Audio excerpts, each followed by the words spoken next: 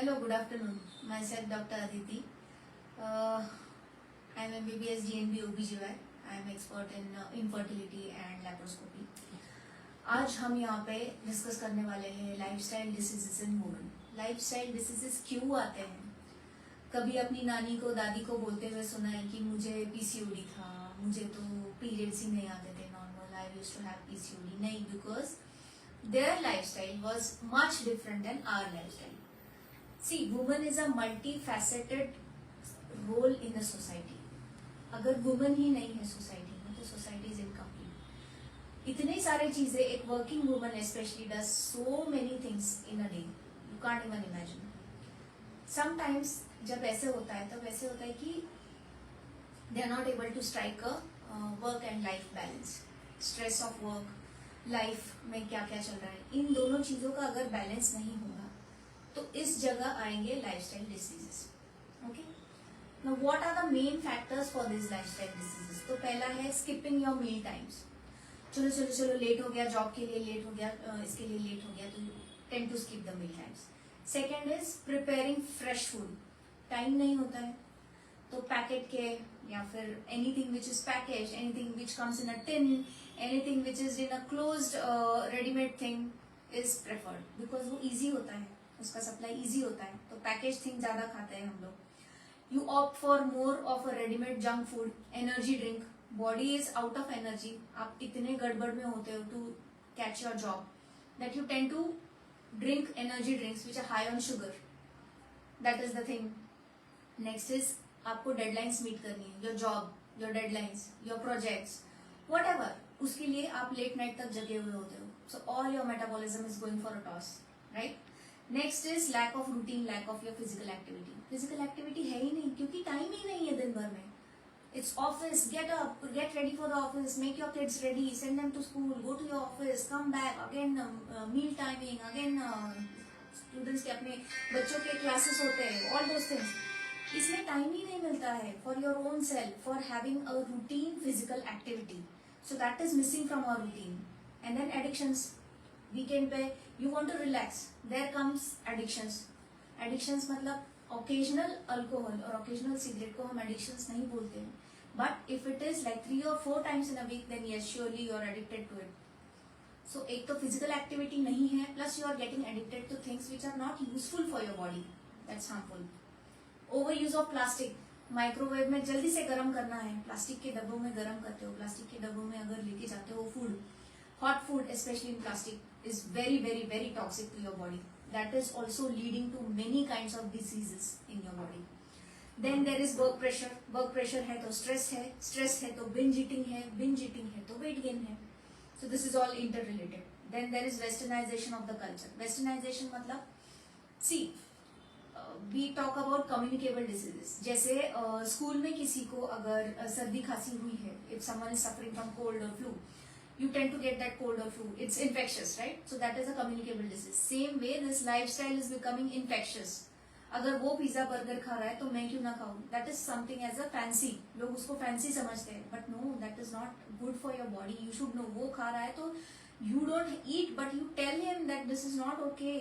You are not supposed to have this. This is junk food. This is only empty calories. This is not going to give you any kind of nutrition. So I am not saying कि इसको पूरी तरह से बंद करना है, but I am just saying कि इसको एटलीस्ट हफ्ते में एक तक तो हम कम कर सकते हैं. So avoid junk. Westernisation of our culture is the most worrisome thing that's happening. Competitive life. अरे इसका तो प्रोजेक्ट ये हो गया, मेरा नहीं हुआ, उसका ये हो गया, he is good, making good money, he is doing financially good, he is getting a promotion, I am not. So this is all adding up to our stress levels. And you know, women and men have a different physiology. Women, if they take a lot of stress, your hormones are of course going to get affected, and then you're going to have all those lifestyle related diseases. Then comes your poor sleeping habits. एक तो work stress plus दिन भर में time नहीं मिलता है for your own self. So you tend to see the screen for longer times in the night times. तो excess screen exposure अगर हम देते हैं beyond some organs in the body are supposed to take rest from 10 to 6. अगर वो उस time पे rest नहीं ले रहे, for example your liver, then what it is going to do, it is going to say कि चलो ठीक है 10 बजे के बाद you are going to give me some thing to eat, right? So I am going to convert it directly into fat and store it in your body. It is not going to metabolize that fat, that whatever food you are having. Why? Because uska liver ka working time is not beyond 10 p.m. That means heavy meal खाना है, binge eating करना है, तो post 10 p.m. is not the time to have those foods. इसके बारे में detail में हम लास्ट में आएंगे, जो हम whenever we are going to discuss the treatment part of all those lifestyle diseases. But now, for now, stress, irregular sleep timings, irregular eating timings, packaged foods, packaged items, tin में से खाना, packet में से खाना, ये सब चीजें छोड़नी है. Then whatever lack of exercise, all these things are leading to non-communicable diseases epidemic. जैसे कोरोना का एपिडेमिक आया था, इट वॉज अ डिसीज, मुझसे आपको आपसे किसी और को हो रहा था, वैसे ही this lifestyle modification has to be a non communicable disease. Non communicable में क्या क्या आता है? Obesity, every other person is obese now. Diabetes, हर किसी दूसरे आदमी का शुगर बढ़ा हुआ होता है, डायबिटीज होता है. This is all weight related things. Third is hypertension. Then infertility. पहले इनफर्टिलिटी इतना था ही नहीं, 10-10, 12-12 बच्चे होते थे. अभी क्यों हो रहा है? Because the lifestyle, the stress level, everything is going on changing. Then comes your vitamin deficiencies. Vitamin deficiencies हो रहा है because you're eating more of packaged food. If you eat more of wholesome foods, this vitamin deficiencies never existed in our ancestors. It's coming now because of the ready-made food that you're opting to eat. Then comes increased incidence of cancers. मैंने 10 minute पहले जो बोला था that you are using more of plastic containers में गर्म खाना carry करना, plastic containers में रीहीट करना, ये सब चीजें बिल्कुल अवॉइड करना है. This is increasing the toxin levels in your body, leading to breast cancer and cervical cancer. This is a very serious issue that's happening in our population. इतना incidence बढ़ गया. You must be seeing every other person in your neighbourhood is having some kind of the other of the cancer. So why this is happening? Because of the lifestyle things. जो भी use करना है उसको हमने glass या steel या non plastic चीजें use करनी है for that thing. So now non communicable diseases में सबसे पहले women suffer from PCOS, that is polycystic ovarian syndrome. हर किसी ने इसका नाम सुना है, हर किसी को पता है. It is a self diagnosis, मुझे PCOD है वगैरह वगैरह. It's all okay. What is PCOD? क्यों हो रहा है? कभी हमारी दादी ने तो बोला नहीं था कि मुझे भाई PCOD था, इतने मुश्किल के बाद I conceive. Never that generation never said this कि I had difficulties in conception और I did not get my periods on time. No, because this is a lifestyle related disease, PCOD. Now we'll shift. पहले we'll explain कि क्या होता है PCOD, why does it happen, how to go about it, किस वजह से होता है, क्या अवॉइड करना है, and how to like reverse this condition. So first and foremost,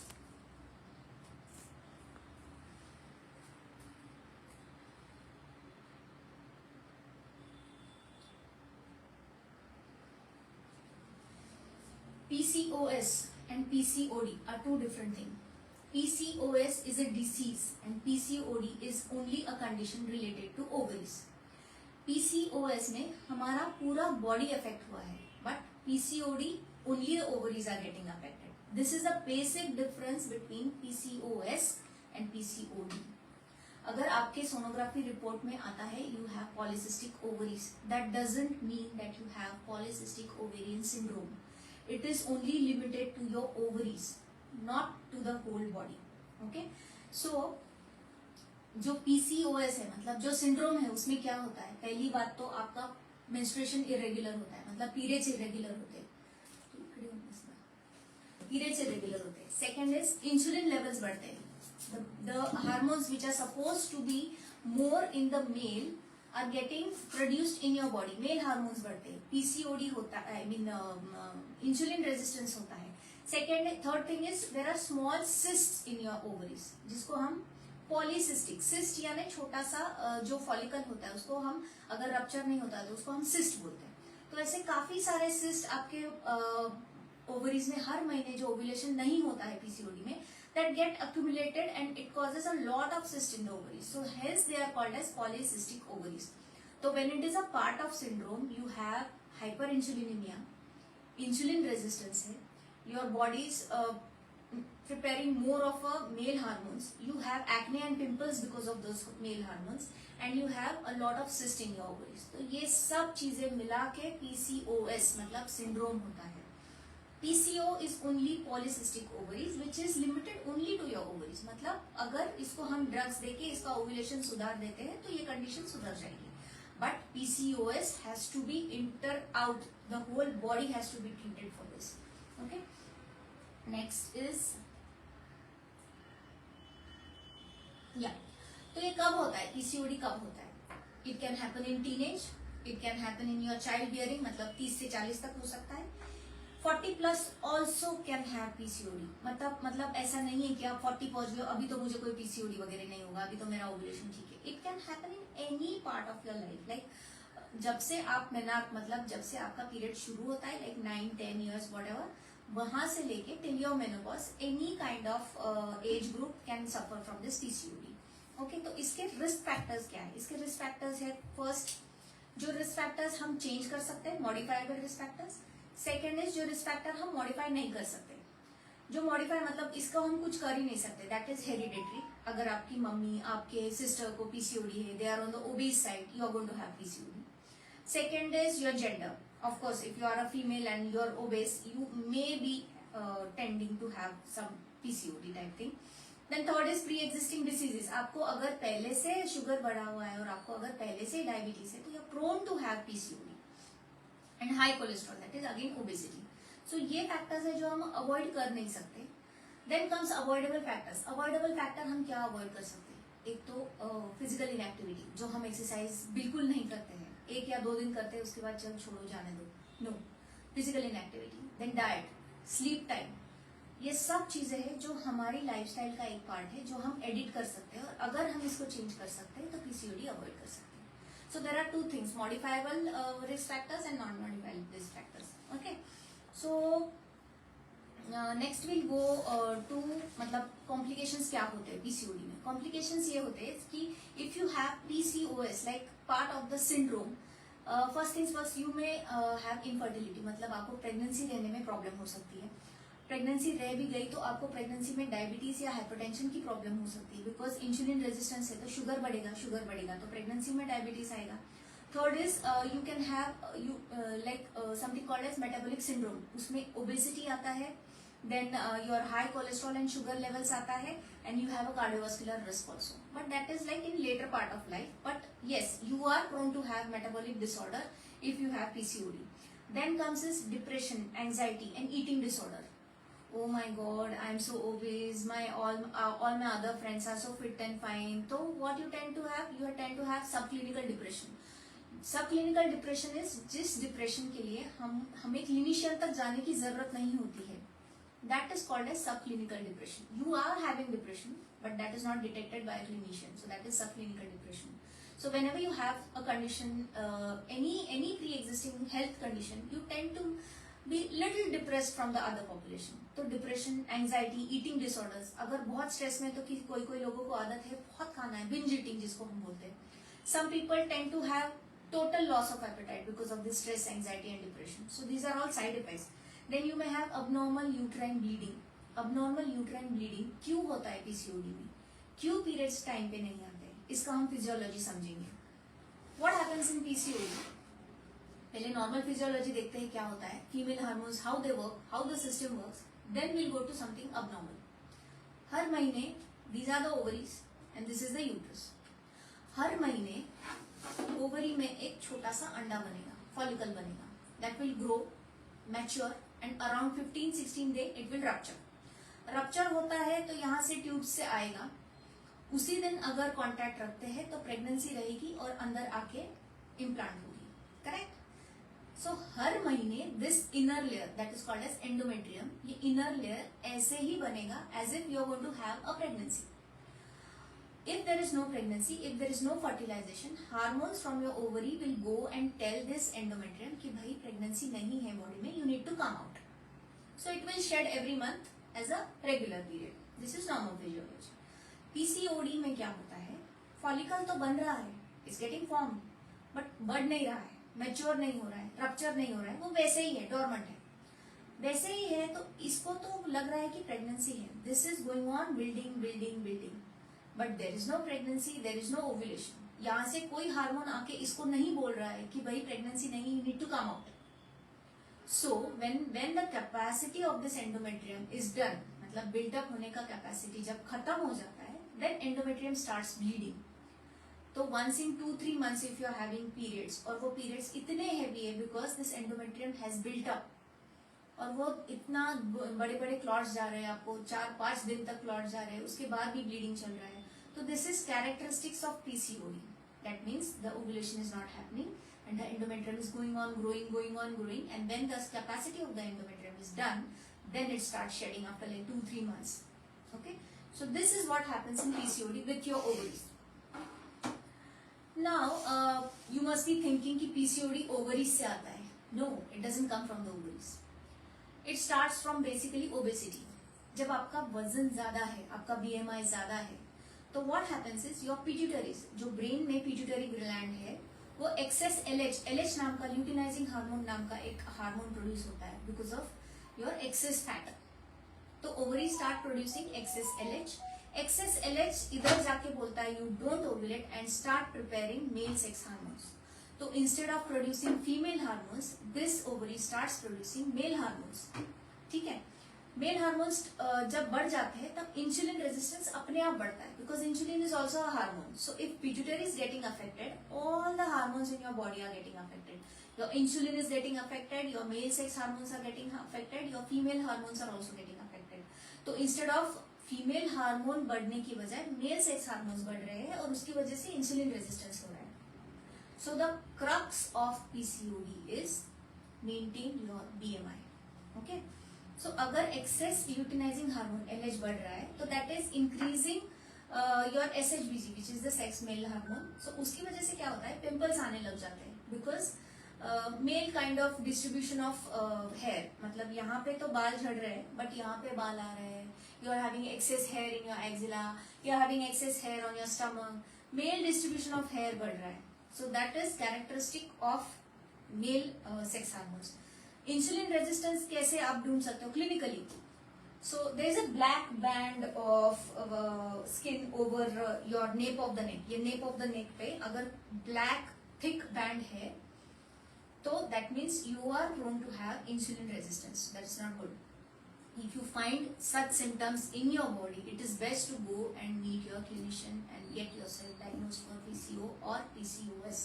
ठीक है, अभी हमने डिफरेंस देखा PCO एंड PCOS। ठीक है, PCO is only related to ovaries. थोड़ा बहुत लाइफस्टाइल चेंजेस कर लो, take drugs for your proper ovulation and you will have a regular periods, you will conceive naturally. PCOS on the other hand, it is a metabolic disorder, your whole body is getting affected, you may have infertility, you may have to take serious efforts to conceive, you may have to take extra efforts to lose your weight, क्योंकि insulin resistance है तो आपका wait भी जल्दी से कम नहीं होगा। So you'll have to take extra efforts to lose that weight. Your sugars will be raised, your HbA1c, your insulin resistance, everything will be in place. You'll be having gestational diabetes. If you ever conceive, then you may have diabetes in pregnancy, hypertension in pregnancy. तो ये सारे part of metabolic disorders, cholesterol बढ़ेगा, ये सब चीजें होगी। सो that is a part of a syndrome. So get yourself clear weather you have only PCO or you have PCOS. Who can do that? Of course your clinician can do that. He'll run a couple of tests for you, hormone test करेंगे, and then we can diagnose you as only PCO or PCOS. तो next we'll move to, ये तो part हो गया कि PCO में क्या होता है, कैसे होता है, why does it happen, then what has to be done about it. Now everyone, whenever you go to a gynecologist and she says कि you have PCO, तो वो तो OC pills ले लो, your cycles will be regularized and then weight कम कर लो, lifestyle change कर लो, ये तो सब लोग बोलते हैं, correct? Everyone says this, everyone will give you this advice. Today what I am going to do is I am going to tell you something to reverse the PCOD. Okay? तो आपको अगर घर में आपको देखना है कि whether I have PCO or no, what you are going to look for is acne, अगर पिंपल्स आ रहे हैं, आपके सिर के बाल झड़ रहे हैं, आपको एक्सेस हेयर यहाँ पे आ रहे हैं, आपको एक्सेस हेयर आपके एक्सिला में यहाँ पे हेयर पैच है, आपको यहाँ पे ब्लैक कलर का पैच है, ठीक है, ऑल दिस थिंग्स, आपके पीरियड्स इरेगुलर है, हर 2-3 महीने में एक बार आ रहे हैं, बहुत ब्लीडिंग हो रहा है या फिर बहुत कम ब्लीडिंग हो रहा है. So these all signs are pointing towards PCO. Please get yourself diagnosed.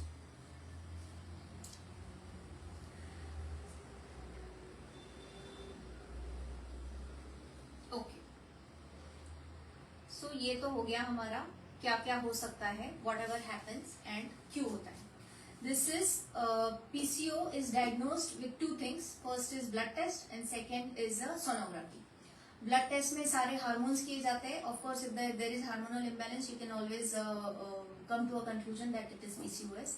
Sonography में क्या दिखता है? सोनोग्राफी में ये जो ओवरीज है उसमें छोटे छोटे छोटे सिस्ट दिखेंगे, वो 2 ओवरीज, उनका कैपेसिटी भी बढ़ जाता है, वॉल्यूम बढ़ जाता है, plus it becomes thick and it has a lot of cyst surrounding the ovary. जैसे आपको ये दिख रहे हैं 1 2 3 4, there will be more than 10 follicles here. So अगर ये दिखते हैं तो that means you are having PCO. Sonography में पॉलीसिस्टिक ओवरीज दिखते हैं तो you need to get yourself check for hormones to see whether you have only PCO और यू हैव PCOS. मतलब पूरा बॉडी अफेक्ट हुआ है या सिर्फ ओवरीज अफेक्ट हुआ है. अच्छा, तो हमने जैसे देखा PCO is limited to ovaries and all those metabolic disorders. So where does this originates from? It originates from your gut. Why gut? क्योंकि हम जो गंदगी खा रहे हैं, that gandagi is getting absorbed in your blood and that is going to your pituitary, that is going to your pancreas, that is going to your thyroid, that is going to your ovaries and everything is getting converted into poison, literally poison. So हमको अगर ये body से poison निकालना है तो पहले poison खाना बंद करना पड़ेगा, राइट? पॉइजन खाना ही नहीं बंद करना पड़ेगा. सी देर आर लाइक हमारी जो अर्थ है, हमारा जो सराउंडिंग है, हमारी जो बॉडी है, वो 5 चीजों से बनी है जिसको हम पंच महाभूत बोलते हैं, correct? First is space, then is air, then is fire, then is water and then is earth. ठीक है, तो हमारा बॉडी में 5 things, elemental things, elements of life जिसको हम बोलते हैं, space, air, water, fire and earth. We have to correct all this 5 things. ये 5 चीजें करेक्ट हो गई तो PCOS करेक्ट हो गया. I am not going to give you any hormones. I am not going to give you any kind of medicines. जितने minimal medicine में हमको ये कंडीशन रिवर्स कर सकते हैं उतने ही मिनिमल मेडिसिन में हमको करना है. Being a gynaecologist, being a clinician, I am avoiding you to take hormones. क्यों? क्योंकि hormone is a temporary solution. आप 6 महीने 1 साल हार्मोन्स लोगे, उसके बाद ब्रेक लोगे, again the system is going to come. तो इसको अगर परमानेंटली बंद करना है तो 5 चीजें करनी है. We start turn by turn. First is space. Space मतलब जगह. जगह, तो इसको कैसे एक्सप्लेन करेंगे? जगह मतलब हमारी बॉडी को थोड़ा सा स्पेस देना है to digest the food that we are taking. What does that mean? There is something called as intermittent fasting, right? Intermittent fasting मतलब आपका ईटिंग विंडो है और आपका फास्टिंग विंडो है. तो हमको फास्टिंग विंडो बढ़ाना है so that there is space in your body to create good quality of nutrition. ठीक है, this should be 16 hours of fasting and 8 hours of eating window. That comes to 24 hours. 16:18 शुरू करने में बहुत difficult जा सकता है क्योंकि 16 घंटे का फास्टिंग पॉसिबल नहीं हो सकता. कभी कभी you tend to have headache, you tend to have hunger cramps. किसी किसी को आदत नहीं होती है, रात में उठ के खाने की आदत होती है. तो let us start with a 14 hour of fasting. Suppose you have your dinner at 8 p.m. 8 p.m. is a standard time. Okay, so 8 to 12 is 4 hours plus 12 to 10 is 10 hours. So 14 hours हो गए. So आज आप अगर 8 बजे खाना खा रहे हो तो next day you have to have your first meal at 10 a.m. That way the body is getting a lot of amount of space to digest and to prepare good quality nutrition for you. So this is the element of space. Once you are thorough with intermittent fasting of 14 and 10, मतलब 14 hours का fasting, रात में 8 बजे से सुबह 10 बजे तक कुछ नहीं खाना है. That gives you 14 hour of fasting. 10 बजे से लेके 8 बजे तक आप खा सकते हो. You can have breakfast, you can have lunch, you can have even dinner. There is no restriction in having any kind of food. You can have all 3 meals. कोई भी meal skip नहीं करना है. Skip क्या करना है? मैदा, sugar, oil, salt. These 4 are your enemies for lifetime. घर से मैदा निकाल देना है. निकाल देना है मतलब पैकेट पे पढ़ना है इसमें मैदा है या नहीं, रेडीमेड आटा नहीं लेना है, तो invariably has maida. So refined flours is a big no. Second is oil. जितना अभी ऑयल यूज कर रहे हो, if specially you are having PCOS, I am talking only diet about PCOS. If you are having PCOS, अभी जितना oil use कर रहे हो उसका हाफ करना है. सॉल्ट एंड शुगर, सॉल्ट अभी जितना यूज कर रहे हो उसका हाफ करना है, धीरे धीरे करके एकदम कम करना है. एंड सॉल्ट, एक्सेस सॉल्ट अगर निकाल दोगे तो ब्लोटिंग, डिहाइड्रेशन, ये सब चीजें बॉडी में से चली जाएंगी. तो all this 4 enemies are to be kept aside. इसके अलावा आप ड्राई फ्रूट्स खा सकते हैं, सीजनल फ्रूट्स खा सकते हैं. Then you can have wholesome, घर का बना हुआ खाना, घी खाना है, ये सब चीजें आप आराम से खाइए, but only from morning 10 to evening 8. 8 के बाद कुछ भी नहीं खाना है. Not even milk at sleep time, not even fruit, nothing, no butter milk, nothing till tomorrow morning 10 o'clock. ठीक है, मतलब हमने 14 आवर्स का फास्टिंग अचीव कर लिया है. Once you are thorough with 14 hours, make it a habit that you continue this for 6 months. If you are comfortable 14-10 for 6 months, shift it to 16-8. मतलब आपका डिनर टाइम 7 o'clock कर दो और आपका सुबह का ब्रेकफास्ट टाइम 11 o'clock कर दो. From night 7 o'clock to tomorrow morning 11 o'clock, you are not going to eat anything.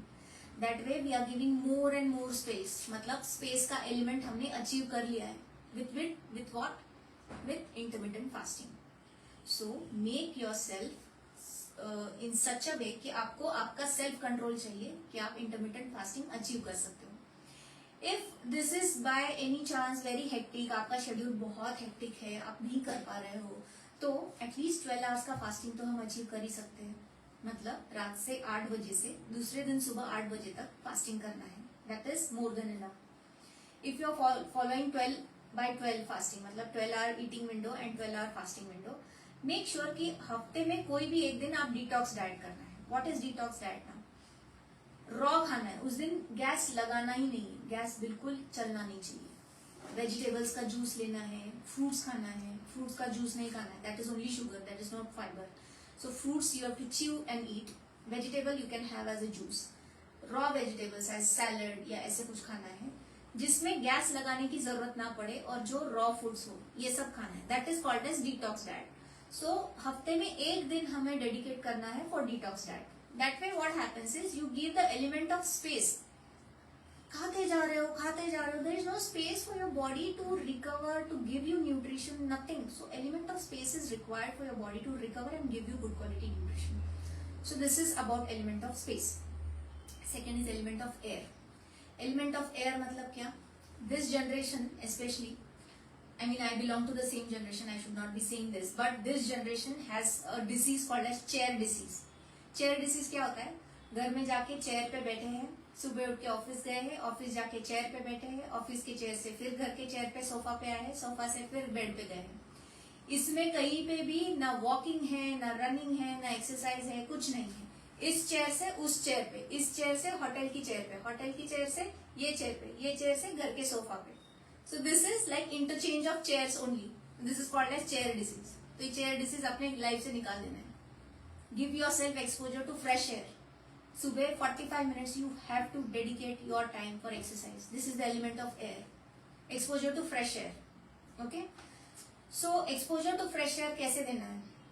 दुनिया इधर से उधर भी हो गई, तो 24 घंटे में से 45 minutes I am going to dedicate myself for exercise. This you are going to swear for yourself. This is not for anyone else. This is for your own good. This is for your body. So you have to do it. Hormones नहीं खाना है ना, medicines नहीं खाना है ना, तो ये करना ही है. Instead of investing your time and money in buying hundreds and kinds of medicines, invest your time and money in exercise. मैं ये नहीं बोल रही हूँ कि जिम लगा लो, फैंसी चीजें करो. No, start with brisk walking, start with jogging, start with running. You can do any kind of exercise. Yoga करो एक दिन, मेडिटेशन करो. Make sure you go and sit in fresh air. Have some daily dose of fresh air. ठीक है, तो exposure to fresh air by kind of exercise is very important. तो space का element देख लिया, air का element देख लिया. Exercise क्यों important है? Exercise says it releases some kind of neurochemicals. जो neurochemicals आपको happy रखते हैं, जो न्यूरोकेमिकल्स आपका स्ट्रेस लेके जाते हैं, जो न्यूरोकेमिकल्स आपका मेटाबॉलिज्म बढ़ाते हैं, जो न्यूरोकेमिकल्स आपके बॉडी का ब्लड सप्लाई बढ़ाते हैं, ब्लड सप्लाई बढ़ेगा तो आपका स्किन ग्लो होगा, ब्लड सप्लाई बढ़ेगा तो आपके रिप्रोडक्टिव ऑर्गन्स का भी ब्लड सप्लाई बढ़ेगा, they start functioning in a better way. So exercise is very very important. Suppose घड़ी में मैंने सेल डाला है, उसको चलाया ही नहीं है बिल्कुल भी, तो वो तो खराब होना है ना. Cell will go out of order, the घड़ी is also going to go. Same way you are just eating and not using your body for anything, so that body is going to get into trouble. So element of air, मतलब exposure to fresh air by exercise is important. Space हो गया, air हो गया. Then comes water. Water is lot of fluids. Maintain your hydration. दिन में कम से कम 8 से 10 glass पानी कम से कम पीना है.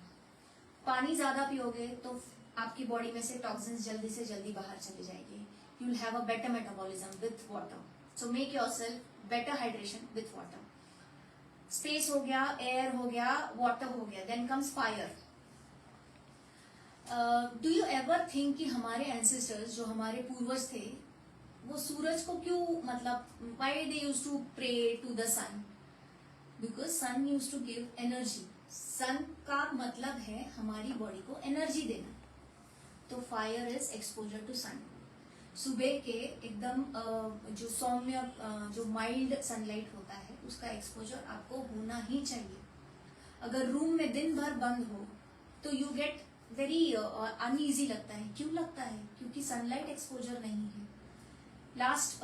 Just last week there was like 4-5 days of continuous rain. सूरज दिखा ही नहीं था 5 दिन के लिए. How uneasy were be? Why? Because sun is a part of our life, is a part of our body.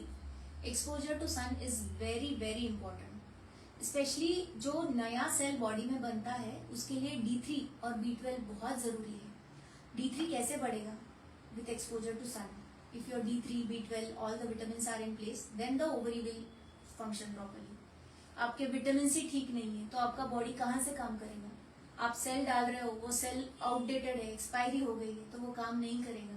Same way अगर आपका D3, B12 अच्छा है तो ही वो काम करेगा. कैसे बढ़ेगा D3? With sun exposure. So exposure to sun specially in the morning, मतलब मॉर्निंग में जो माइल्ड सनलाइट होता है that is best for your body. whenever you go out for exercise, make sure that you generally go in morning hours. Morning hours में exercise भी होगा, मतलब air भी मिलेगी हमें, और fire, element of fire that is sunlight, sunlight भी मिलेगा. तो हमने 4 एलिमेंट देख लिए, दैट इज एयर देख लिया, वाटर देख लिया, फायर देख लिया, वाटर देख, आई मीन स्पेस देख लिया. Last and most important factor is earth. Correct. अभी अर्थ को कैसे समझाया जाए? हमें वैसा खाना खाना है जो अर्थ हमें वो फॉर्म में दे रही है. अर्थ अगर हमको वीट उगा के दे रही है तो हमको वो वीट पीस के ही खाना है. हमको वो वीट का मैदा या सूजी बना के नहीं खाना है. That is called as something wholesome. Wholesome मतलब जिसमें फुल ऑफ फाइबर हो, which has retained its nutrition, जिसको ओवर कुक नहीं किया हो और जो प्रोसेस्ड ना हो. Raw wholesome food, that is the element of earth. तो अगर आप आटा पीस के ला रहे हो तो make sure it has all kind of fibre. Bran जिसको बोलते हैं, व्हीट फाइबर ब्रैन. तो विदाउट ब्रैन का आटा नहीं खाना है. दैट इज मैदा, सूजी, ये सब अवॉइड करना है. ठीक है. पैकेट का फूड अवॉइड करना है बिकॉज वो ऑयल में काफी सारे प्रिजर्वेटिव्स में बंद होता है, तो वो अवॉइड करना है. Have a seasonal fruit. The earth is giving you something in its kind, so you have to have it in that form. Plant based diet बढ़ाना है, अवॉइड करना है. आप अगर नॉन वेजिटेरियन हो तो once a week is okay, twice a week is okay, but not every day. That is not okay, especially if you have PCOS. I'm not saying that don't avoid non-vegetarian diet totally. No, you can have, but उसका quantity once or twice a week होना चाहिए. Especially you have that syndrome. Syndrome को reverse करना है तो हमें raw, plant based और seasonal, ये 3 चीजें हमारे डाइट में रहनी ही चाहिए. एक तो फाइबर युक्त खाना, मतलब व्हीट ब्रांड युक्त खाना. अगर आप वेजिटेबल्स खा रहे हो तो उसका जूस निकाल सकते हो. अगर आप फ्रूट्स खा रहे हो तो फ्रूट्स को चबा के खाना है, उसका जूस नहीं पीना है, because that will only give you sugar, that will not give you fibre. So foods with lot of fibre, plant based foods and seasonal fruits, ये सब चीजें खानी है. और जितना हो सके उतना नॉन वेजिटेरियन फूड अवॉइड करना है.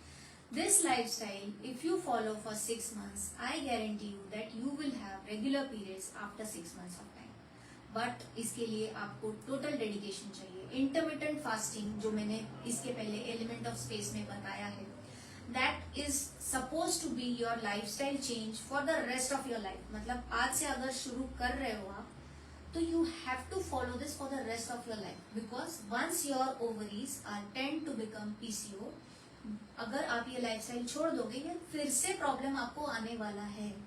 अगर आपको ये प्रॉब्लम टोटली अवॉइड करना है, तो आपको ये लाइफस्टाइल चेंजेस करनी ही होगी. I am again repeating 5 things. 5 elements of our body are space, air, water, fire and earth. Space मतलब बॉडी को स्पेस देना है for digesting, for recovering, for giving you a good nutrition supply. तो कैसे होगा? इंटरमिटेंट फास्टिंग से होगा. Start with 12 hours of fasting and 12 hours of eating window. After 3 months of that, shift to 14 hours, 10 hours. If you are comfortable with 14-10, shift to 16-8. If you are not comfortable, maintain yourself on 14 hours fasting and 10 hours of eating window for the rest of your life. Make sure हफ्ते में एक दिन आपका detox. हफ्ते में एक दिन तो हम बिंज डाइट के लिए रखते हैं, binge eating, correct. Cheat day जिसको हम फैंसी बोलते हैं, cheat day. What is cheat day? That means you can eat anything and everything on that day. So when we can follow cheat day so easily, you can follow detox day also very easily. ठीक है, तो detox day उसको follow करना है. Second is element of air, exposure to fresh air, exposure to exercise, physical inactivity बिल्कुल avoid करना है. 45 minutes of exercise for the rest of your life, compulsory. Third is element of fire, exposure to sunlight, very very important for your functioning of your ovaries. Sunlight से एक और hormone ready होता है जिसको मैं बताना भूल गई, that is called as melatonin. Melatonin is very important to maintain the rhythm and the circadian rhythm of your ovaries. जैसे I give you a small example and I explain you. If I travel today from India to US, so my cycle is going to change. मुझे acidity होगा, मुझे headache होगा, मुझे indigestion होगा, I will not feel well, and after 2 days I get used to that lifestyle, right. Why does this happen? Because जो body का melatonin है वो ऊपर नीचे हो जाता है. तो बॉडी का मेलाटोनिन ऊपर नीचे हो जाता है तो बॉडी डिस्टर्ब हो जाती है.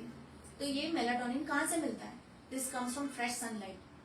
अगर आप एक रूम में अंधेरा करके बैठ जाओ for 24 hours, you will get restless because there is no melatonin in your body. So make sure आपको सनलाइट एक्सपोजर मिले, जिससे D3 भी बढ़ेगा, आपका मेलाटोनिन भी ठीक रहेगा और आपका ओवरीज अच्छे से फंक्शन करेंगे. Not only ovaries, all the organs in your body require sunlight. So trust our ancestors, they had a scientific base. Plant based food खाना है, सुबह सूर्य नमस्कार करना है. Why they used to worship sun? Because sun से ही तो सारी energy आती है. सो सनलाइट, एयर हो गया, सनलाइट हो गया, स्पेस हो गया. Next come water. वाटर मतलब अपना हाइड्रेशन मेंटेन करना है to release all the toxins, all the impurities, whatever. So 8 to 10 glasses of water daily compulsorily. And your earth. Earth is whatever form the earth is going to give you, have the food in the same form. Earth हमें plant based food दे रही है, try to eat plant based food. Earth हमें fruits दे रही है, eat fruits. Earth हमें wholesome grain दे रही है with fiber, then don't process it. Don't prepare a processed food out of it. Eat how it is, wholesome. जैसे हमें धरती दे रही है वैसे ही खाना है, तो ही हमारा बैलेंस मेंटेन होगा. So the crux of reversing your PCOS is not hormones, is not PCO drilling, it is not medicine to regularise your ovulation. Of course they are a part of treatment, but these are all temporary treatment. These are not like permanent treatment, correct.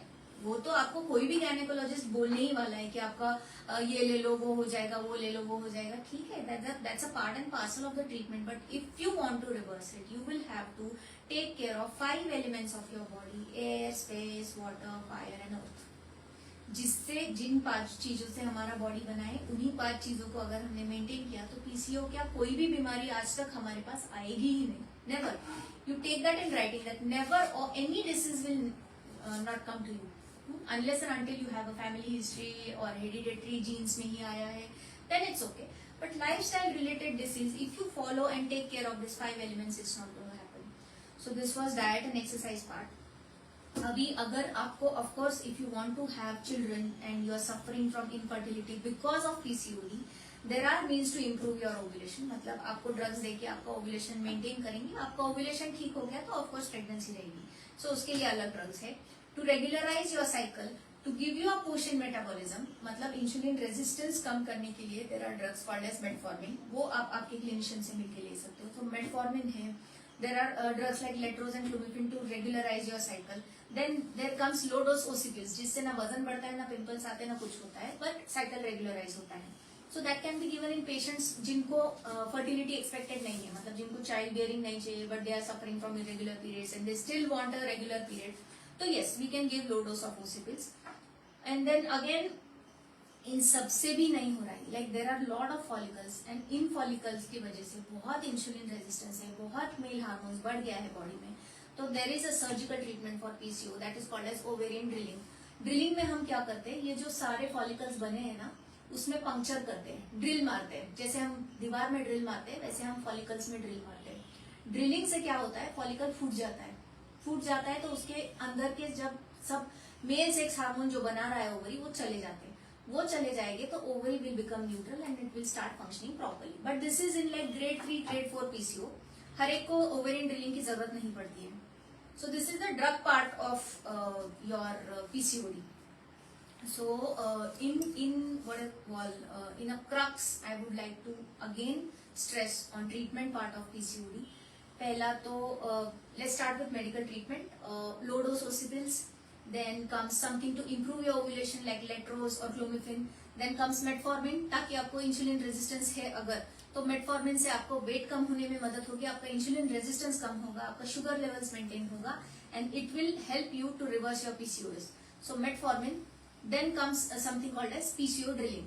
ठीक है, PCO drilling मतलब अगर बहुत grade 3 grade 4 का severe PCOD है तो इसमें drill करके उसको रप्चर करना है so that the hormones come to a baseline level and then the ovary starts functioning properly. This is the medical part. And again I'm going to stress on the non-medical part, which is a permanent solution for PCOD. You have to do it if you have PCOD and you don't want to take drugs. Space, air, water, fire, earth. Space देना है, intermittent fasting करना है, water, maintain your hydration, 8 to 10 glasses of water, air, physical activity in fresh air, fire, exposure to sunlight, and earth, wholesome मतलब fibre से भरा, जैसे हमें जो रूप में हमें अर्थ दे रहा है, like it's giving you a fruit, so don't make a canned fruit juice out of that fruit. तो जैसे हमें अर्थ दे रही है, eat in that form, plant based, raw, full of fibre. If you follow this lifestyle for only 6 months, you will start seeing changes in your body. आपके skin glow होने लगेगी, आपका वेट कम होने लगेगा, आपके पीरियड्स अपने आप आएंगे, आपका ब्लीडिंग, आपका पीरियड पेन कम हो जाएगा, you start feeling healthy, you start feeling joyous, आपका जो सब क्लिनिकल डिप्रेशन, एंजाइटी, ये सब चीजें चली जाएगी. Just try it for 6 months and give me a review whether this worked for you or not. So I think that's all for today's PCOD session. I think I've explained everything in detail. Disease की pathology ज़्यादा ना समझाते हुए, I've stressed more and more on reversing it and on curing it on a permanent basis. So hope you enjoyed this session with me and thank you.